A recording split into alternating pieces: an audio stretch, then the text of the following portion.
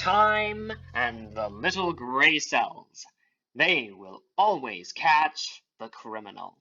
From the thrill-packed pages of Agatha Christie's unforgettable stories of corpses, clues, and crime, the Anglistic Theatre Group now brings you, complete with bowler hat and magnificent moustache, your favorite detective, Hercule Poirot, in Rendezvous with Death.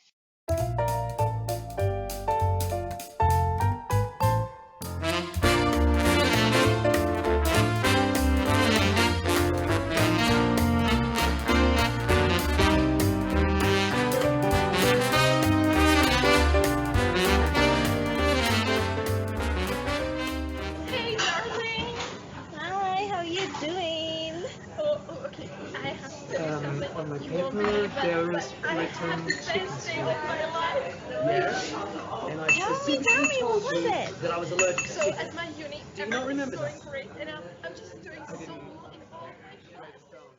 If you wait one moment, sir, we have a place for you. Ah, but alas for me, mademoiselle, your cafe enjoys such a great popularity. I do not see an unoccupied table. Ah, for you, Mr. Poirot, there's always a table. You see, I've had one set up for you right next to the dance floor. Good afternoon, Mr. Poirot. I haven't seen much of you lately. May I join you? Ah, hello, Madame Otterborn. Oui, this is true. I have been busy getting all of my affairs in order. I intend to take a cruise on your Great Lakes in 2 weeks' time. In that way, I shall have a vacation and observe something of your great country at the same time. We will miss you, but I hope you enjoy it. Here we are. Ah, merci bien. You are going on the cruise alone, I take it, Mr. Poirot? Oui, Madame Otterborn. Sometimes, you see, I prefer to sit on the side and observe the behavior of others. Look out on the dance floor, madame. You would expect to read pleasure in every face, eh? And yet, it is not so. Some of the faces are are vacant looking. Some actually unhappy. Ah, but this couple which approaches, they are different, no, eh? Ah, there, Miss Belfort and Mr. Doyle. Yes, they are different, 'cause they are in love. Oh, I see. Ah, that is splendid. The young lady's flushed face, her laughter. Yes, and there is something innocent in her eyes. Ah, she cares too much, that little one. Ah, mademoiselle, Mr. Poirot? if you would bring me the wine list, please. Ah, no, I've something very special for you here, Mr. Poirot.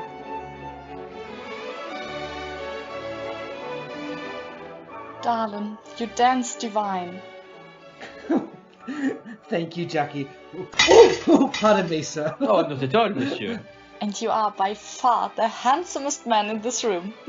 Oh, it's just that you have no eyes for anyone else. Oh no, Simon, you're too much. Darling, what are you thinking about? Oh, that opportunity you have wrangled for me, handling that Richway property. Do you really think Linda Richway will give me a trial? I know she will, dear. Linda's my friend, and I've told her all about you. She won't let us down. I might let her down. Nonsense. She may be fabulously rich and glamorous, but she's as easy to please as any ordinary person. It's just the right job for you. Matter of fact, I think it is. I intend to make good, for your sake. Oh, Simon, we wait 3 months to make sure you won't be fired, and then... And then we will get married. Oh, it will be wonderful, won't it? I wonder, you really feel as much as I do? Don't be silly, Jackie. I wonder. Oh, well, just dance. Here we are, Mr. Poirot. It's 3 bottles of our best wine. You see, madame, the old story, eh? One will love, and one will permit themselves to be loved. Me, I wonder too.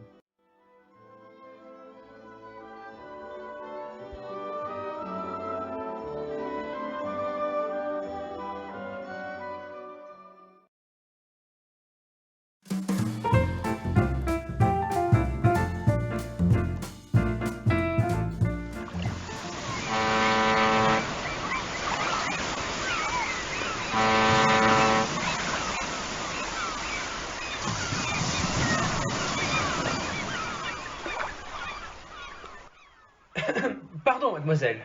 Yes, hello. Oh, On a cruise, it is permissible to introduce oneself, n'est-ce pas? Even though we have barely left the dock. yes, of course, but But you would rather be alone, eh?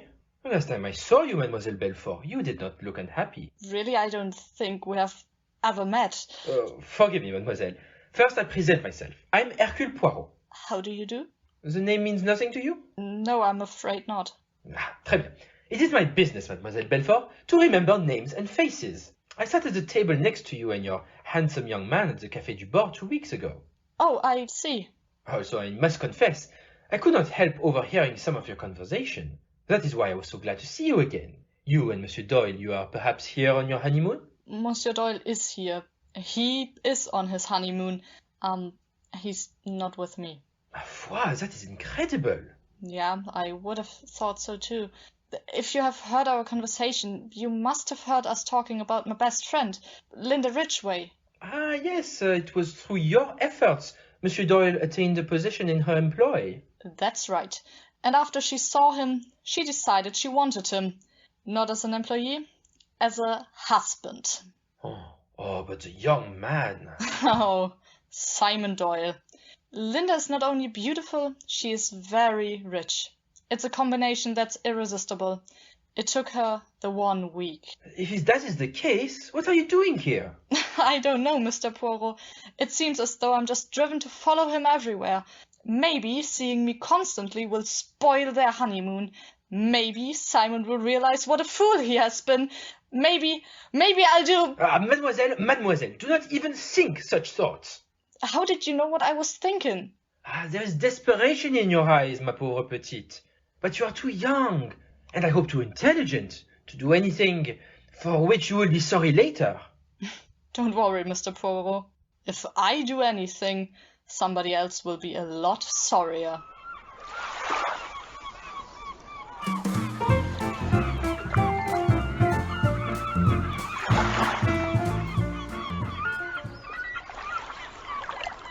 Come on, Linda. Let's go forward to the sun deck. You could use a tan, you know. You look so pale. Simon. It's so wonderful here on the ship. Finally away from her. For the first time in days, I feel free. I'm so glad, darling. Why does she persecute me? Why does she follow me, follow us, wherever we go? She's always just staring and staring. I couldn't help it, Simon, could I? I couldn't help loving you and you loving me. Jackie is queer, Linda. She'll get over it. Simon. Oh no. No, not again. What is it, Linda? There. By the rail. It's Jackie. Good Lord. Simon, I'll go mad. I know it. She is driving me mad.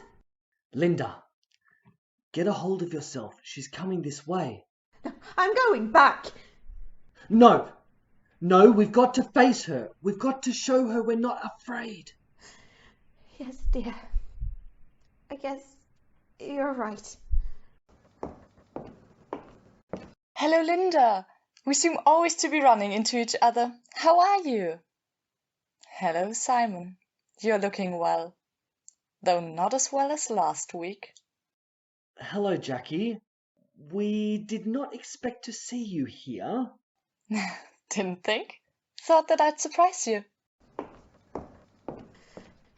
Simon, what can we do?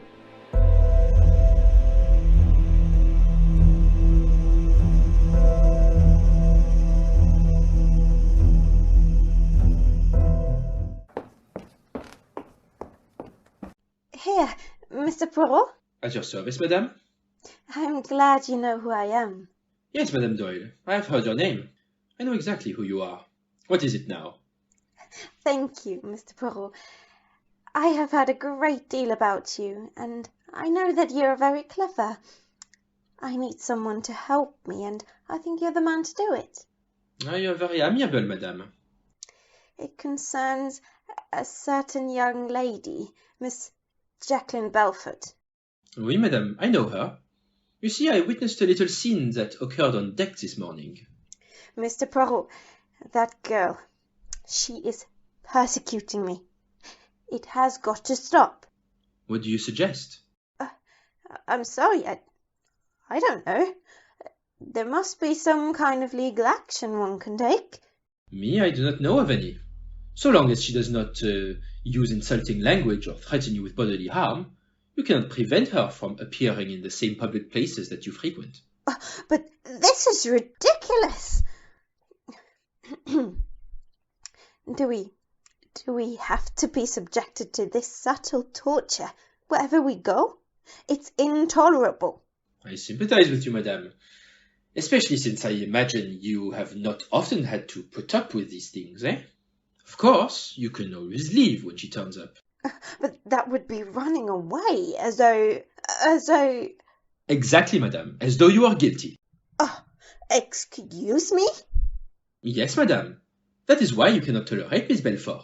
You have a feeling of guilt. How dare you talk to me like that? You are beautiful, Madame. You are rich. You are clever. And you have charm. You could have restrained that charm when you met Monsieur Doyle, but you chose not to. And so you, who had everything, took everything from your friend. Mr. Poirot, let's not talk about the past. The question is, what can be done now? I, Madame Doyle, can do nothing. But Jackie has threatened us. She threatened to... well, to kill us both. I see. I did not know that. Then you will act for me? No, Madame. I have already spoken with Miss Belfort. I'm afraid there is nothing I can do in that direction. But I must tell you this, Madame. The situation is full of difficulty and danger for all three of you.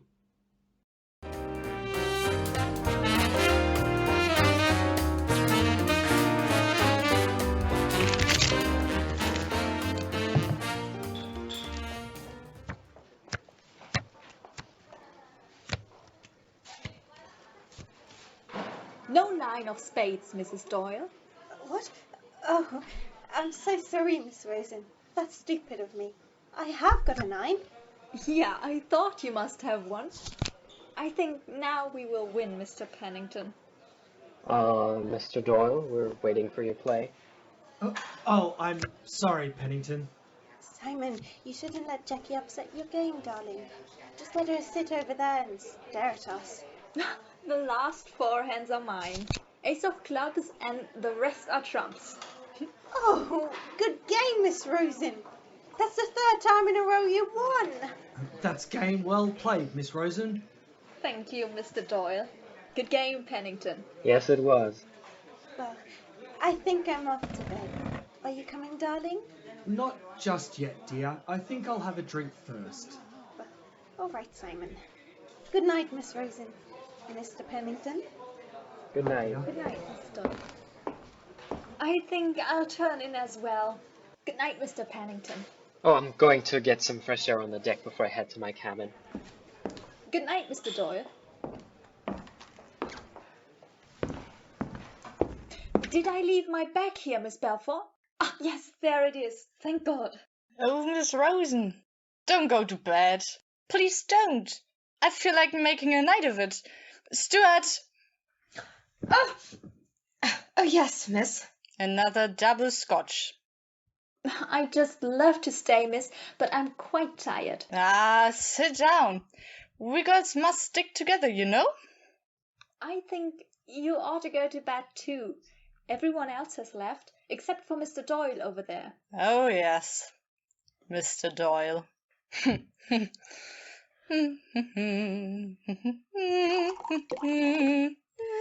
Here you are, miss. Thank you. Well, here's to crime. Miss Rosen, can you tell me a little something about yourself? There's nothing to say, really. You're a happy sort of person, aren't you? I wish I were like you. Oh, do you? Well, I suppose everyone considers the next person just a little happier. Hey, Simon, ring the bell. I want another drink. The stewards have gone to bed. It's after midnight. I tell you, I want another drink. You've had quite enough drinks, Jacqueline. What business is it of yours? Well, none. What's the matter, Simon? You afraid? What about you, Miss Rosen? Another drink? I really think I should go. Oh, no, stay a while. You know what Simon's afraid of? He's afraid I'm gonna tell you the little story of my life. Oh, well, You see, he and I were once engaged. Really? Yes, it's a very sad story. Go to bed, Jackie, you're drunk. Keep your opinion to yourself. Leave me alone, I'm gonna talk. I'm gonna talk a lot. I told you I'd kill you if you went to another woman. Oh, for God's sake, Jackie, get a hold of yourself. You didn't think I meant it, did you? You're so wrong. I've got a gun, you see? Oh my God. I don't even like you. You're my man. You hear me? I'll shoot you. Now. No, Jacqueline, Put that don't. down, put that down. Mr. Pennington! Mr. Pennington, come quickly! So, Simon, your leg, please, why'd you? I'm sorry, I didn't mean it, Simon. I didn't really mean it. Is it too late? Keep the gun away from me. Mr. Doyle, are you hurt? Is it bad? Jackie shot my leg. It's no big deal. I'll be all right. And for pity's sake, don't say anything about this to anyone, especially Linda. Where's the gun? She kicked it under the sofa. Oh Lord, I wish I was dead. I should shoot myself, and I'd be better off dead. I really should. Miss Rosen, take Jackie to her cabin. Pennington will help you. Stay with her until the nurse gets there. Pennington, after you send the nurse to Jackie, bring the doctor here for me. I don't like the way my leg's bleeding.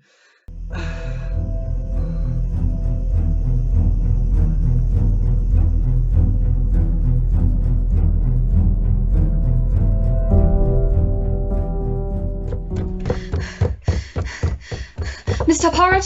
Mr. Poirot! Eh? Oh, entrez. Yes, Stuart, what is it? I beg your pardon, sir. The captain would like to speak to you in his cabin right away. Ma foi, it must be a matter of great importance. What has happened? Mr. Doyle, sir. He was shot last night by Miss Belfort. Sacre bleu! Then it has happened. Yes, sir. And something else has happened. Something worse. Indeed? Yes, sir. Sometime last night, Linda Doyle was murdered.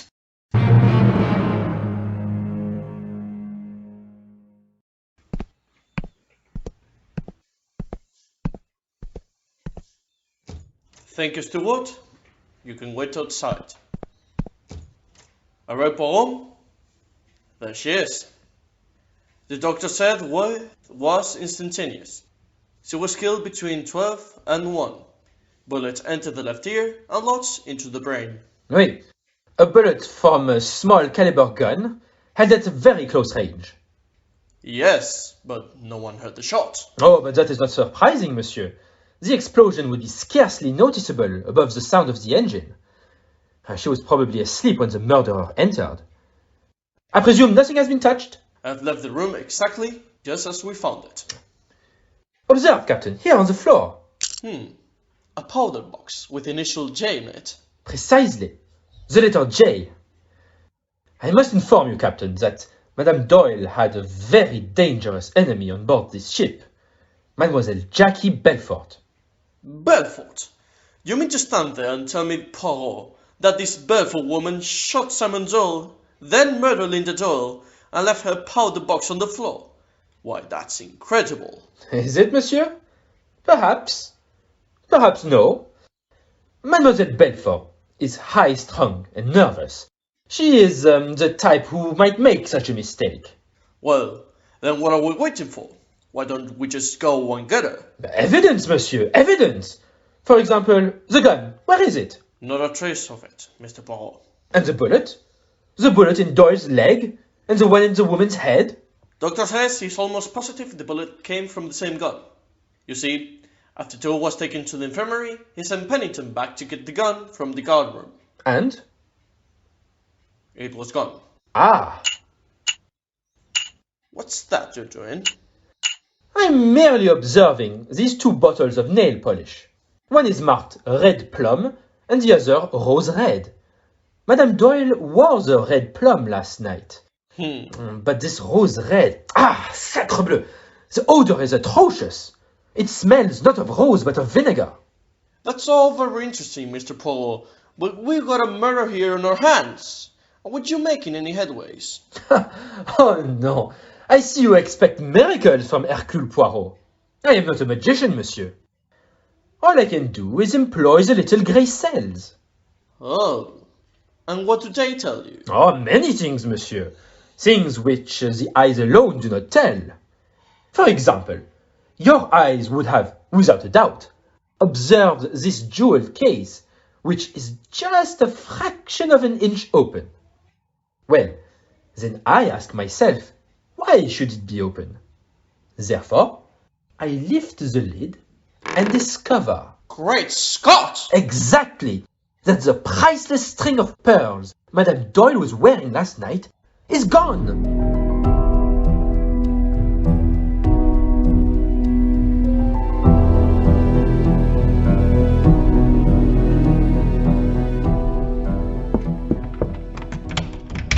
Well, good morning, Captain, Mr. Poirot. Good morning, nurse. Good morning. How is Mademoiselle Belfort? Oh, she's still sleeping, the poor lamb. I see. You gave her something for the nerves? Yes, I gave her a morphine injection, a very strong one, last night. I was so afraid she would do something terrible. Well, it looks as if she has. What do you mean, Captain? I mean, after shooting Mr. Doyle in the card room, this pretty little Spitfire went up and murdered Mrs. Doyle.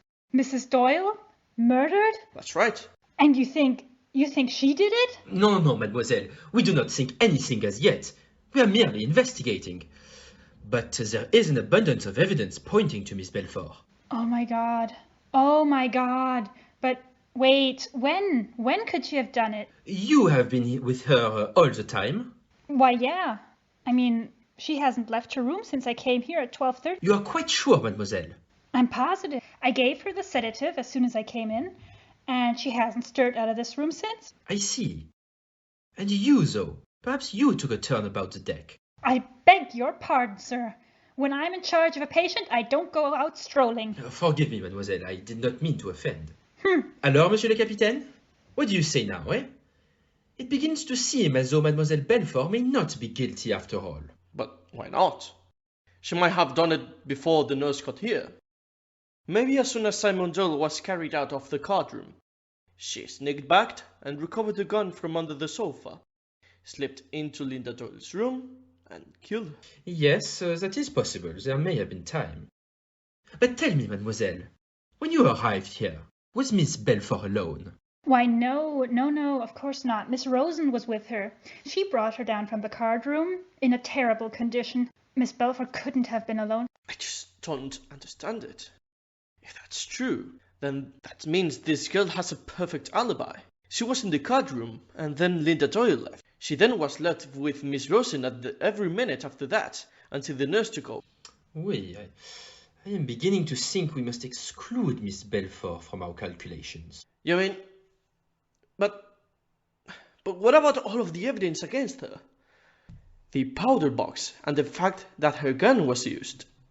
It is possible, Captain, that someone else wished to point suspicion at Miss Belfort.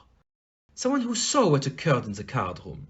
Someone who had heard her play. Well, Miss Rosen was there, and of course Mr. Pennington came right in. But that's ridiculous. What possible motive could either of them have? You are forgetting the matter of the pearls. The pearl necklace. By God. Of course, I had completely forgotten about it. Come on, we will search Pennington's cabin. An excellent idea. But first, we will have a few words with Mademoiselle Rosen. You see, Captain, I have observed something about that young lady that intrigues me very much. Okay, if that's how you want it. Oh, nurse, let me know when Miss Belfour wakes up. Yes, of course, Captain, sir. What gets me, Mr. Poirot, is what happened to the gun. Where is it? Did it disappear out of thin air? That is simple. It was thrown overboard. But the question is, why has it disappeared? What do you mean? If the murderer was at such pains to point suspicion at Miss Belfour, why did they not leave Miss Belfour's gun in Madame Doyle's room? Why, that's... Ah, hello, Doctor. How is Mr. Doyle? Well, the bone is badly fractured. I'm afraid of an infection. He's running a little fever. That is a pity. Doctor, tell me, how long after the shooting of Simon Doyle did you and Pennington arrive at the card room? Just about 5 minutes. He must have been in agony while he waited. He could not move? Who? Doyle? No. Out of the question. With that leg, he couldn't have dragged himself to foot. And certainly not without leaving a trail of blood. You can count him out, Poirot. Apparently.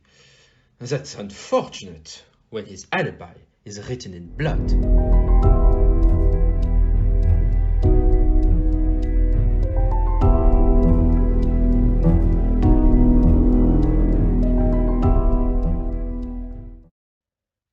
Miss Rosen, will you tell me just once more exactly what occurred last night?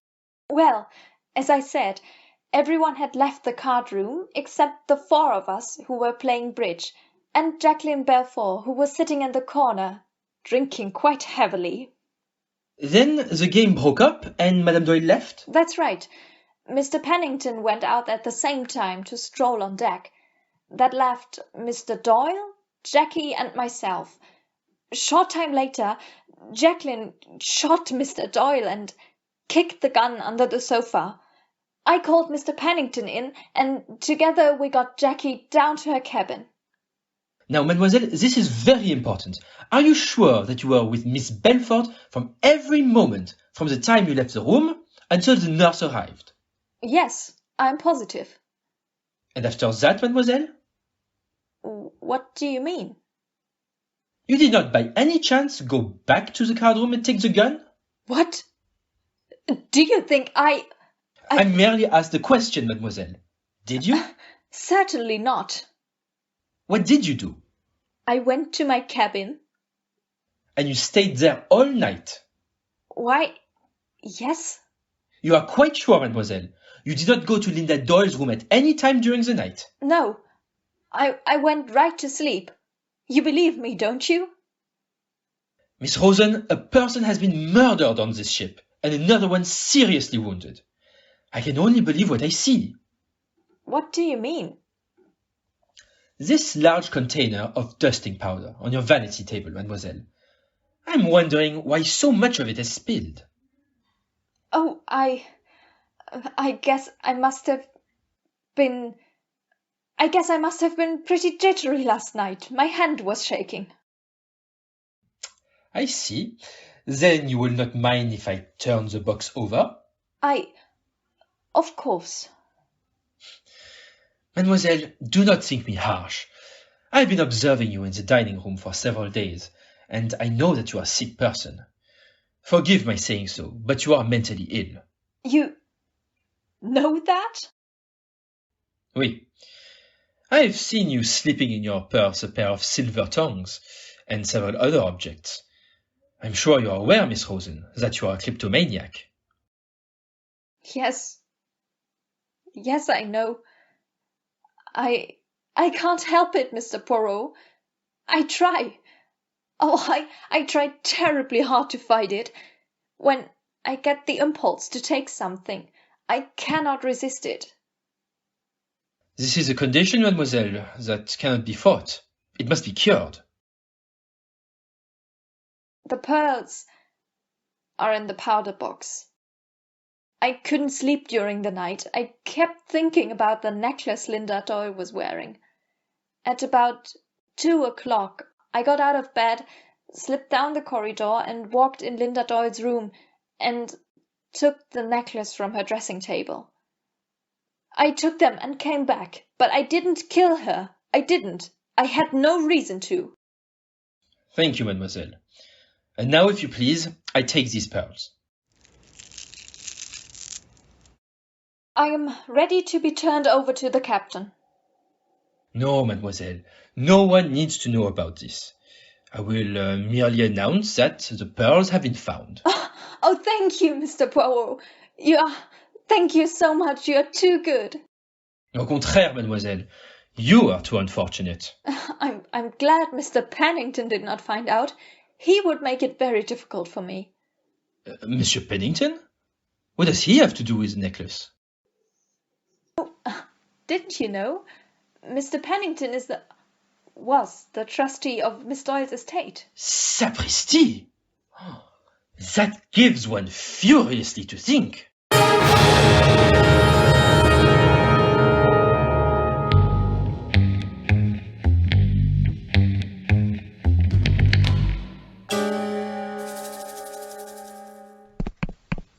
Doctor said Doyle is coming along all right. I am pleased to hear that, Captain. Where do we stand, Mr. Paul? That's what I want to know. We don't seem to be making any progress. I would like to solve this before we talk. You may calm yourself, Captain. The case is solved. You mean you know who killed Linda Doyle? Oui, I know. Ah, here's the infirmary. Hello, Captain. Hello, Mr. Doyle. Are you feeling a little better? Yes, a lot, thank you. I am pleased to hear that. Poirot here says he solved the case. Have you? Oui, monsieur. I know who murdered your wife. Please stay, Mr. Pennington. This will interest you. I'm sure it will. Who did it, Mr. Poirot? It could not have been Jackie, right? Mr. Pennington has been telling me facts. Monsieur Pennington is right. Miss Belfort did not commit the murder. Understand me, she has the capacity for it, that little one. And there is much evidence pointing to her. But she did not have the opportunity. Therefore, she is eliminated. I sent for her. I feel partly responsible for what happened last night. I want her to know I understand. That is thoughtful of you, monsieur, but your consideration comes a bit late, eh? Poirot, who did it? Let's see. If it was not Miss Belfort, then we must assume it was someone else who knew where the gun was. But who could that be? Miss Rosen and Mr. Pennington. And of course, Mr. Doyle here. What are we looking for, eh? A person who knows where the gun is. Who knows that Miss Belfort has threatened Madame Doyle and will therefore be suspected. Who has an opportunity and who has a motive. What motive could Miss Rosen have? That I do not know, Monsieur Pennington. But I know what motive you would have. Me? Oui, monsieur. You were the trustee of Madame Doyle's estate. While she was still a minor, you had no concern. But suddenly she married. And you find you will have to provide a full statement of the accounts. So what? My accounts are in perfect order. I do not think so, monsieur. I took the liberty of looking into your papers. If you had no concern, why did you draw up all those documents which would clear you of all responsibility? You hoped Linda Doyle would sign them, n'est-ce pas? Did you not, monsieur? Yes, I did. But she wouldn't sign them. She was too good a businesswoman. Aha! I was a little short. I speculated with some of her funds, but I was making it up. I needed only a little more time. But you did not get more time. So you killed her. No, I didn't kill her. I swear. Simon? Come in, Jackie. Simon, I must have been insane. I'm a horrible, terrible beast. I don't deserve to live. It's all right. I understand. You understand? You don't hate me? No, Jackie. Everything was messed up. We were all responsible, you and I and Linda. We won't see each other again, but I want you to know I have forgiven you. Thank you, Simon. That will help. I suppose you heard about Linda? Yes, horrible. I feel responsible for that too. Shh, no, don't feel that way. Mr. Poirot knows you didn't do it. He knows who did. Do you, Mr. Poirot? Oui, mademoiselle. It is very simple. From the very beginning, there was one question that perplexed me. Why did the murderer point the finger of suspicion at you, even to the extent of leaving your powder box, but then take your gun away with him? It would have been more convincing if he had just left it. Well, what's the answer then? There can only be one answer, Captain. The murderer took the gun away because he needed it. He needed it? What for? To shoot someone. But no one was shot after Mrs. Doyle's murder. Ah, you are wrong, Captain. Someone was shot. Monsieur Simon Doyle. No, Mr. Poirot, you got it wrong. Simon was shot before Mrs. Doyle was killed. Let us say, Miss Belfort, rather, that Simon was shot at before Mrs. Doyle was killed, but he was not hit. The bullet struck a table as it was intended to. I have but a few minutes ago recovered it. But that's impossible, Mr. Poirot. I saw him a second later. He was rolling on the floor in agony. One can pretend to be in pain. But the blood! His handkerchief was clutched over his leg and it was covered in red. Oui. Red ink, monsieur. Red ink mixed with nail polish and smelling very distinctly of vinegar, as oil ink does. Mr. Poirot. Oui, mon capitaine? This is all beyond me. Please explain what happened.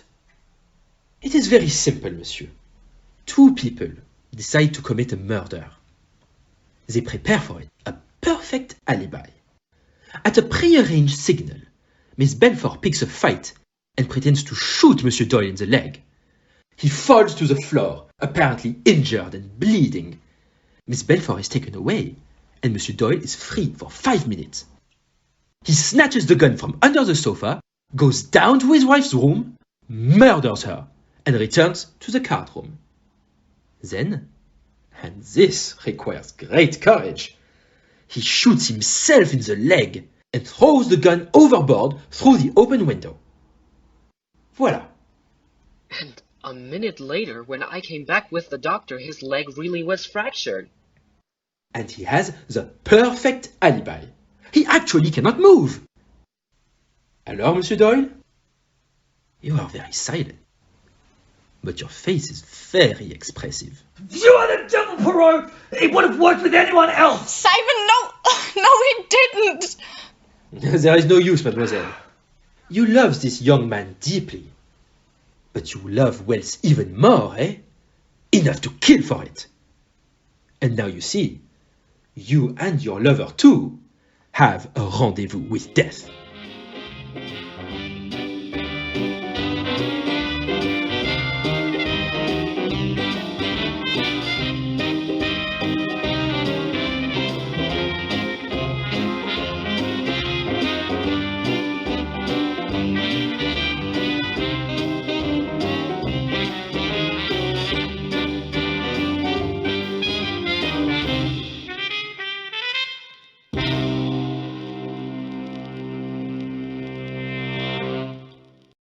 As I live and breathe, two murderers acting in collusion?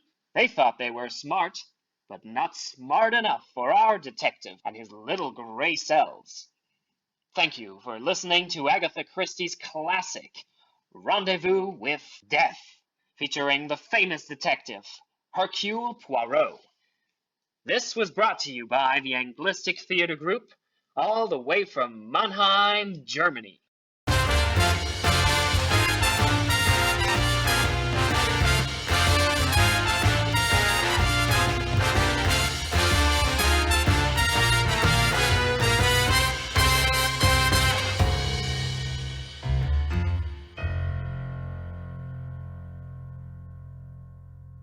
Thank you for joining the ATG's Detective Evening with Hercule Poirot.